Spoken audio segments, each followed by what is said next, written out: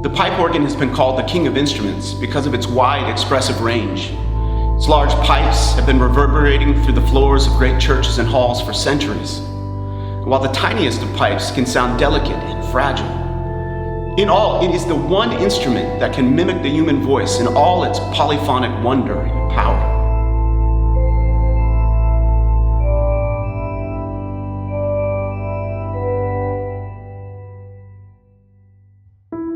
The primary function of an organ, at least in the context of worship, is not for solo playing, but for supporting the singing of a congregation.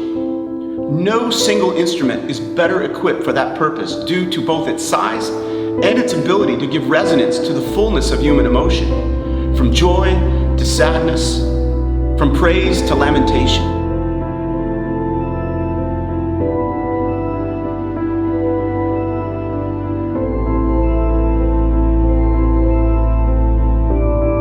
The tradition of employing a pipe organ serves as a means of relating to the present through contact with both the practices of the past and our collective hope for the future. It places us into the story of God's people and stirs our sense of belonging to a continuing fellowship that stretches throughout time, space, and beyond just our generation.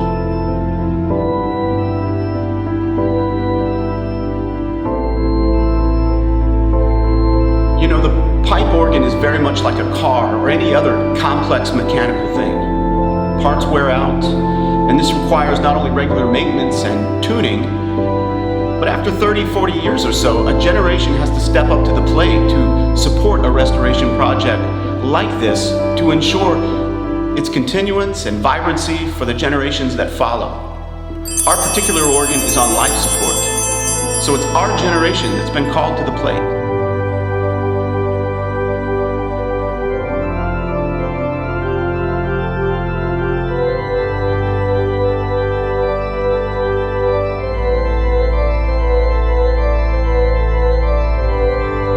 Some could argue that restoring a pipe organ like ours is too costly, and instead we should just trade it in for a cheaper electronic substitute. I can understand such sentiment, but I equate that to tossing out a priceless family heirloom, like a gold watch bequeathed to you by your grandfather, and replacing it with a plastic digital watch, much like this Fitbit. Yeah, it's pragmatic, but it's also cheap. And more importantly, it doesn't allow you to participate in a long story that includes both your family as well as fine craftsmanship.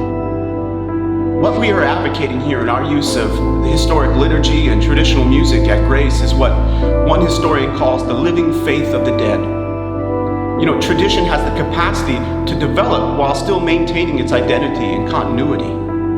This is in part why we are such a multi-generational church. We have families of 3 generations sitting in the same pew, together singing the same songs and praying the same prayers as their great-great-great-great-grandparents did.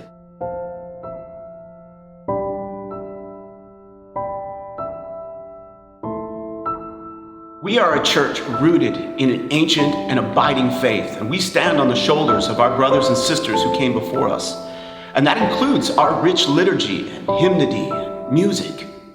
We don't want to take the legacy they left for us for granted. Rather, we want to cherish it by raising up the next generation who will appreciate and protect it.